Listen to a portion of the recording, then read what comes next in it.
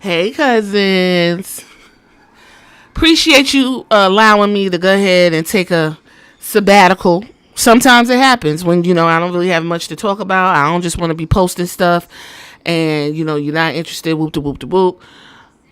I said, okay, let me chill, lay down, rest my brains and my eyes. And I watched AEW Dynamite yesterday. Yes, I did. I'm usually popping in and out. I'm reading it online. Whoop to whoop to whoop. I kind of know what's going on. But this time I actually watched the show as a casual, not a sicko. You hear me? So I'm going to go ahead and review that motherfucker. And I'm going to review it to show that one cousin who was like, she don't need to review nothing because she just going to fuck it up. So y'all in the comments, y'all going to tell me if I fucked it up and if I should continue to review AEW Dynamite. Okay. I got HBO Max through my cell phone carrier. So it's not like I can't go back and watch and do all types of things. Okay. I can see it now every Wednesday right through HBO and Max. With that being said, let's get into it, shall we?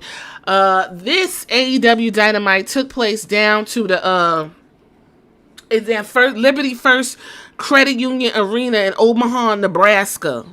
That's where they got them steaks at that Chris Jericho be selling on his podcast. I don't know if he still do it because I used to listen to the Chris Jericho podcast when I was at work, but that just naturally moved on. So the one thing I will say, as I'm watching AEW, I can't help but juxtaposition it to WWE. Okay? One thing I will say about AEW that WWE does well is they give you an update. One thing WWE is going to do, if you're just coming and you're like, what's going on? They will give you a full rundown about what's going on and how we got here. AEW, all gas, no brakes. You don't know what's going on. I don't know what the fuck to tell you. I'm sitting here like, well, why they fighting? Oh, well, bitch. You should have been paying attention. First match was the AEW Intercontinental Championship Eliminator Tournament, and this was with Ricochet, Mark Davis, Speedball Mike Bailey, and Orange Cassidy, freshly squeezed. This match went real fast. It was spots getting put in. People was getting flipped into all kinds of stuff. Now, see, the way I do reviews is I don't do what moves was all that and all that old bullshit. I'm telling you, it was a fast-ass match. Ricochet was moving around that ring pretty good. Speedball must be very popular in AEW. Everybody was very happy to see this Speedball Mike Bailey fella. He's almost dressed like a MMA fighter. Orange Cassidy put his hands in his pocket at one point, leaned back, and start lightly tapping the side of Speedball Bailey's legs. And then Speedball Bailey was like, well, I'm going to do it too, and put his arms in the back and start kicking Orange Cassidy. Then at some point, they ended up hitting the ground together. Orange Cassidy did a kip up with no hands. That's impressive, I have to say. Speedball also did a kip up. Okay? Mark Davis was a big dude. He reminded me of the Butcher, because I remember it was the Butcher, the Blade, and the Bunny. And I actually like the Bunny. I don't know what happened to her, but he reminded me of the Butcher. He was doing a lot of slapping on the chest. I believe Speedball was smacking his chest too. Ricochet was doing a lot of the heel, running around the ring. You can't catch me, whoop to whoop to whoop. So at the end of it all, Speedball, Mike Bailey, and Ricochet won. So apparently this was a tag team. I thought this was a 4-way eliminator. Okay, so I'm confused. So Speedball, Mike Bailey, and Ricochet won. Okay, great. The Hurt Syndicate, like a violent, savage entertainment, Pain, if you want an opportunity to face them, they'll hunt you down because they hurt people. Hurt Syndicate, I don't know. I see that, what's his name? MJF hugged MVP, and MJF has a terrible tan. It's literally peeling off his nose, so I'm not really sure what's going to happen to that, but okay. I'm assuming, is MJF going to be a part of the Hurt Syndicate? It looks like they're really friendly. Y'all tell me in the comments. Match 2, AEW Championship, Mercedes Mone versus Billy Starks. I'm well aware of Billy Starks. Billy Starks was mixing it up down in the Ring of Honor with Athena, who is a forever champ. So for Billy Starks to be mixing it up with Mercedes Mone before Athena is fascinating. But I'm going to take a guess at the end of this explanation of what I saw and what was going on. There was a move that Billy Starks put on Mercedes where she took her to the top. Mercedes was sitting on her shoulder. She grabbed her head and then dropped and tried to pull Mercedes into her so she could land on her chest. Mercedes hit her head and it slid up under the girl. I said, yikes, concussion.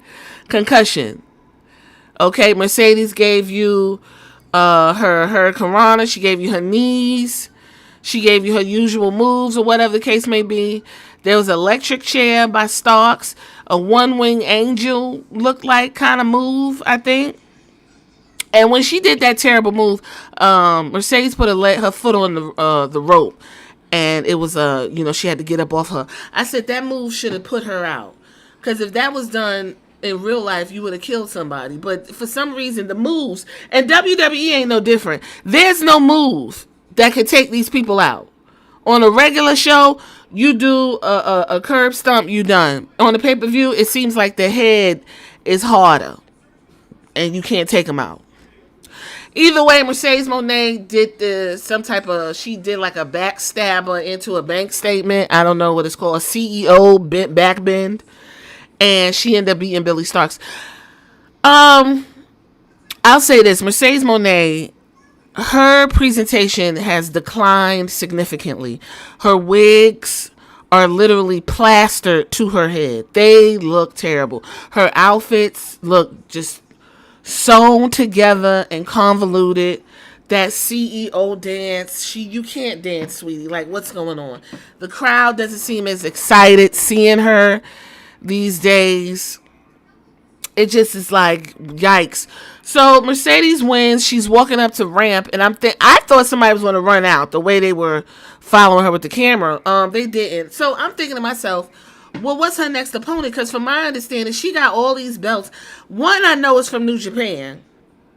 I don't know what the other belt is. She got the TBS title. No one can seem to beat her. Is Athena coming up to do it? Because, like, what the fuck is going on? We need to.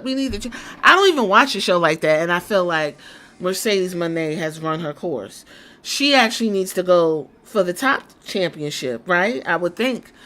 Okay. Like I said, it was a few scary moments. It was a cute little match. Mercedes going to give you what you want. Billy Starks is a young gal. She got a lot of match in her. Apparently, she already got 500 matches under her belt. Billy Starks does well on Ring of Honor, but no one gives a fuck. So that really doesn't matter. Okay. MJF, I think he was shown again. I'm not really sure. I feel like I saw him again. Maybe it's that awful tan is like burnt into my head.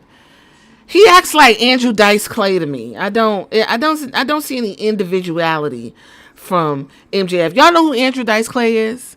He used to take the cigarette and say, ha, like a 1950s greaser and just, hey, and a motherfucker, and a wow. That's MJF. He even has the bouffant hair. Like, I don't know.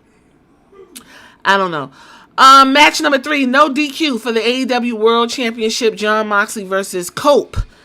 That's Adam Copeland's, a.k.a. the Rated R Superstar Edge new name, Cope. And everybody is still apparently coping with this. But we're going to settle in on this because there were some things that I was just like, I'm not understanding why this is happening. Okay, so I saw Moxley coming in from the back with a suitcase with the belt in there. So apparently Jon Moxley doesn't carry the suitcase because he's just that tough and just that, oh my goodness, he's such a bad guy. Oh, So he's stomping around like a gorilla. And Cope comes up behind him and proceeds to beat on him all the way to the ring. Okay? I did leave because I had to go to the bathroom. So I'm not even going to hold you. Came back. They mixing it up pretty good. Garbage can getting tossed. kendo sticks, cracked over heads, elbows. Everybody seems to be into it. Then all of a sudden, spikes. Somebody found spikes stuck to a wooden plank, okay? He walks back into the ring and does some other, they call it ace crusher. I don't know. I couldn't describe it to you. Okay? And then John Moxley gets a table, sets the table up. He gets blasted in the stomach with the spike. And now, in the back, okay, so this was the biggest spot. There was a suplex that took place. And the spike ended up getting impaled into the back of Moxley. And Moxley is standing up and the spike is sticking out his back. Then this is where everything breaks down. We get a hairy ass little man. Real hairy. He looks like a fucking video game. That's how hairy he is. Wheeler Yuta comes out. And he's starting fucking up Adam Copeland. And then he ends up going through a table. I think was it Wheeler Yuta went through the table? Yeah. So while all this is going on, we got John Moxley's like, and the spikes is hanging out his back. So they're real. They're in there. They're in there. So we got Claudio came out, Pac came out, and the response to Claudio and Pac was the oh my goodness, what is those old FTR? They came out to run them off, and then Marina Shafir came out because there was going to be a pin. We almost got an exchange of the title. Maria Shafir came out and jumped on Cope, and he ended up losing the pin. But then Happy-Go-Lucky Willow Nightingale came out, and she had a sweater on. Okay, and this is significant because why you look like that? You know, it's just, it wasn't practical. So that bothered me. And she went ahead and took out Marina Shafir. Okay, and then there was a spear to Kip Sabian, and then at some point, the patriarchy was out there. It was some chick looking crazy, and that before the pin, that's when Copeland had put Moxley through the table, okay? Because at one point, after a while, Moxley did get the spikes out, and they were pulling it, and you can see the meat and the skin was stuck to the spikes, and the camera's all up in there because they want you to see, we don't do what the other company does, we do this. And I'm just like, I don't understand why you're doing that. Like, that, is it necessary? Why is this man like all the way turned like this, that we had to have that? Okay, fine. I mean, I took a table spot. I didn't even take a chair shot. A concerto, you know, give a little blade in here and there, little, but that right there, I don't know if that was a good idea. So either way, we got the 1, 2, 3. Moxley won. Everybody was kind of like, oh.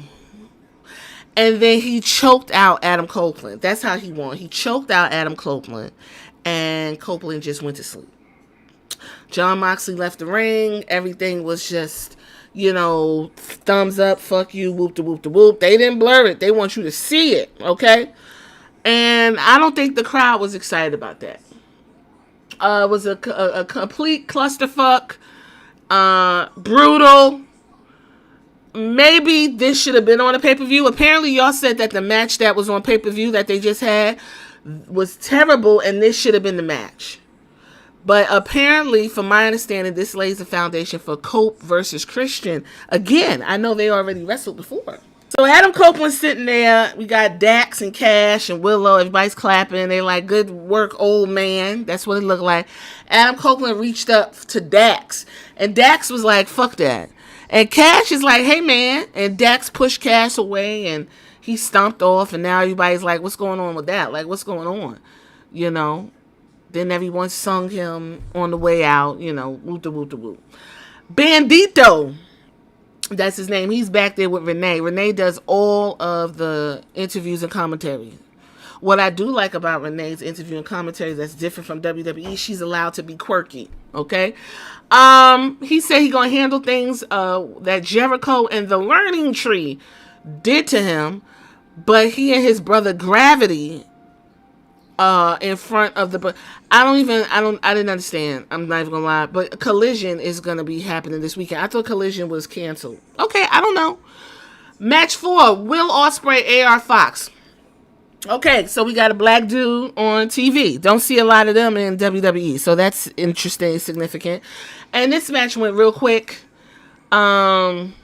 Spanish Fly, 450 took place. It was missed, a hidden blade, and that was it. That is Will Ospreay's move.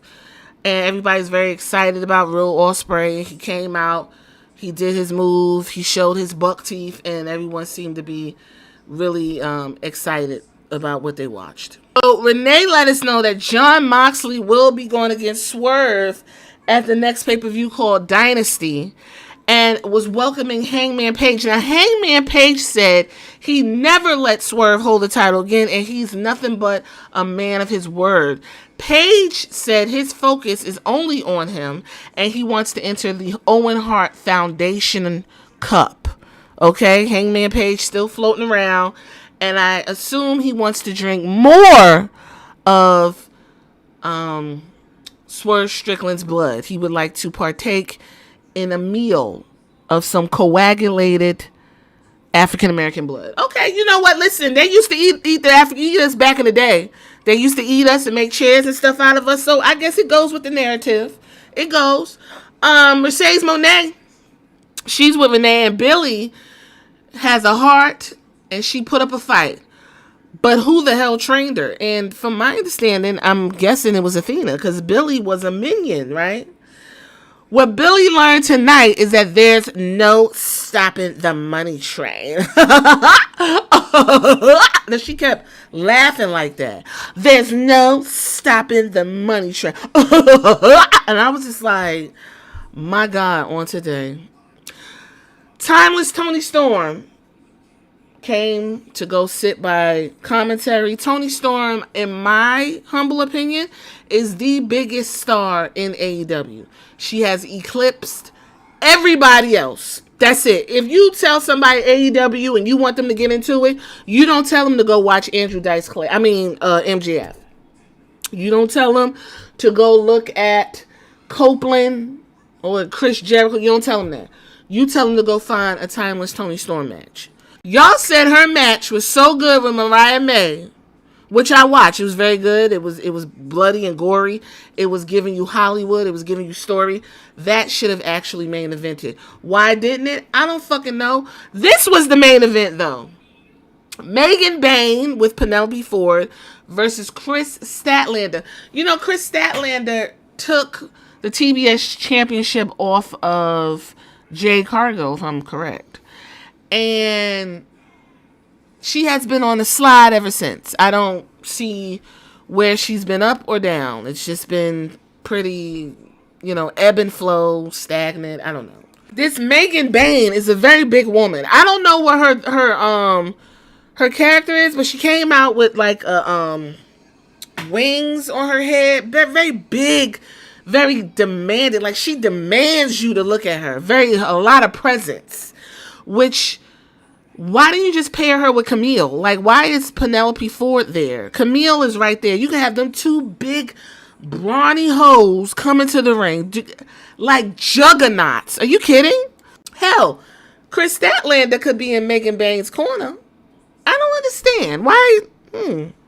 Maybe somebody can explain the story behind that. Because, again, AEW don't give you no rundown. They don't catch you up. You either got it or you fucking don't. So, I ain't got it, so I don't know what to tell you. They started off running back and forth to the ropes, slamming each other pretty hard with their big tree trunk elbows and stuff like that. And this is what happened. I'm going to be honest with you. So, they were going back and forth in the ropes. And then, everything, started going black really slowly. And I was fighting. I was opening my eyes up and then all of a sudden it was just, and that was it. I hate to tell you, I couldn't tell y'all who won, but I'm going to take a guess.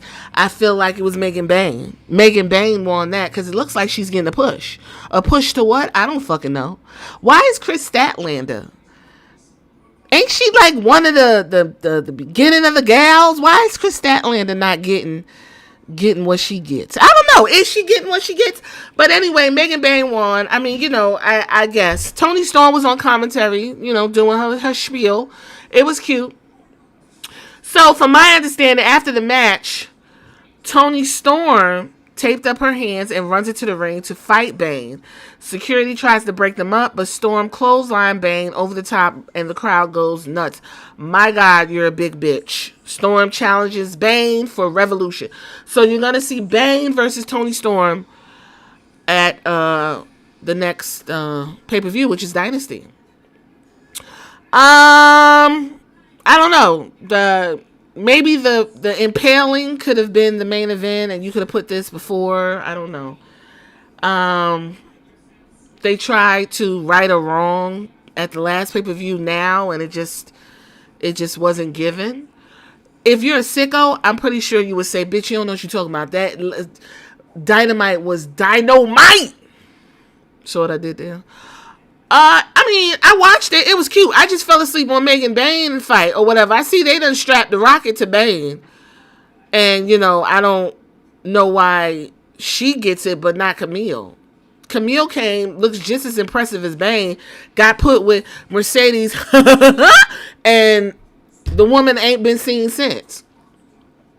It was cute. I would say maybe more story, maybe more, can I get a little more explanation for us casuals that's just like popping in, seeing what's going on.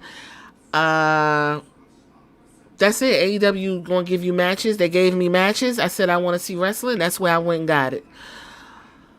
Other than that, that's all I got. I ain't got no more. If you made it this far, I want y'all to tell me, how did I do in this particular not really review of AEW Dynamite? Tell me how I did. Should I continue? Or say, Stephanie, stick to what you already know, which is WWE, because girl, what you got going on here, you fucking it up, just like that other cousin said.